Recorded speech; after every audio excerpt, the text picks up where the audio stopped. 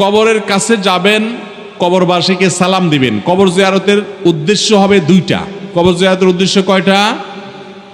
এক নম্বর উদ্দেশ্য হলো কবরে যাবেন যাতে আপনার আখিরাতের কথা স্মরণ হয়, যে আমাকে এখানে আসতে হবে, তো সোজা হয়ে যায়, সময় থাকতে আমি তওবা করে ফিরে আসি। নবী সাল্লাল্লাহু আলাইহি ওয়াসাল্লাম বলেছেন, জুরুল কুবুর ফাইন্নাহা তুযাক্কিরুকুমুল আখিরা ফাজুরুহাল আন ফাইন্নাহা তুযাক্কিরুকুমুল আখিরা। তোমরা কবর জিয়ারত করো, কারণ কবর তোমাদেরকে আখিরাতের কথা স্মরণ করে দিবে। এইজন্য আমি যাব কবর জিয়ারত করতে। নাম্বার 2, কবর জিয়ারত করে এইজন্য যাব যে ওখানে গেলে মুর্দা আছেন, তাকে সালাম পেশ করব, তার জন্য শান্তির দোয়া করব। অর্থাৎ মুর্দার জন্য দোয়া করতে যাব আর নিজে আখিরাতের কথা স্মরণ করতে যাব, বাস কাম দুইটা।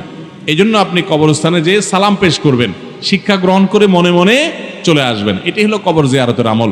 সেখানে গিয়ে অনেকে বলে যে দুরূদ শরীফ 12 বার পড়তে হবে, সূরা ইখলাস এতবার পড়তে হবে, সূরা ফাতিহা এতবার পড়তে হবে, সূরা আলহাকুমুত তাকাসুর এতবার পড়তে হবে। কবর জিয়ারতের এই ফরম্যাট নবী করিম সাল্লাল্লাহু আলাইহি ওয়াসাল্লাম থেকে কোনো হাদিস দ্বারা প্রমাণিত। তো যেটা নবী সাল্লাল্লাহু আলাইহি ওয়াসাল্লাম করেন নাই, এই সূরাগুলো তারা জানতেন, দুরূদ শরীফ তারা জানতেন, সাহাবায়ে কেরামরা করেন নাই, তাহলে সেক্ষেত্রে এটা আমরা করব কার নির্দেশে ভাই? কবর জিয়ারত করা যদি একটা আমল হয়, একটা ইবাদত হয়, সেই ইবাদত হবে মুহাম্মদ সাল্লাল্লাহু আলাইহি ওয়াসাল্লাম বাতানো পদ্ধতি অনুযায়ী, না আমাদের মন গড়া। আমাদের মন গড়া হবে? অতএব কবরে গিয়ে সালাম পেশ করবেন, সালামুন আলাইকুম দারা কওমিল মুমিনিন, হে ঈমানদার অধিবাসীরা, তোমরা যারা এখানে শায়িত আছো, তোমাদের শান্তি বর্ষিত হোক। ওয়া ইন্না ইনশাআল্লাহু বিকুম লালাহিকুন, নিশ্চয় আমরা তোমাদের পরে এখানে এসে যুক্ত হব, আমরাও চলে আসবো এখানে এক সময়। আনতুম সালাফুনা ওয়া নাহনু বিল আসার, তোমরা আগে গেলে আমরা তোমাদের পিছনে আসছি। এই দোয়াটা বিভিন্নভাবে আসছে, বিভিন্ন হাদিসে, যে কোনোভাবে হাদিসে যতভাবে আসছে যে কোনোটা পড়লেই হবে। এমনকি আসসালামু আলাইকুম ইয়া আহলাল কুবুর, হে কবরবাসী তোমাদের মধ্যে শান্তি বর্ষিত হোক, এটুকু আদায় করলেও সালাম দেওয়া হবে।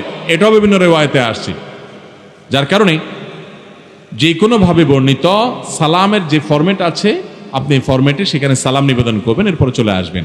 যদি সেখানে দাঁড়িয়ে আপনি দোয়া করতে চান, তাহলে ওই কবরওয়ালার দিকে না, দোয়া হবে কিবলার দিকে, আল্লাহর কাছে। কার কাছে দোয়া হবে? আল্লাহর কাছে। আল্লাহ তাআলা আমাদেরকে শিরক মুক্ত ঈমান এবং আমল করার তৌফিক দান।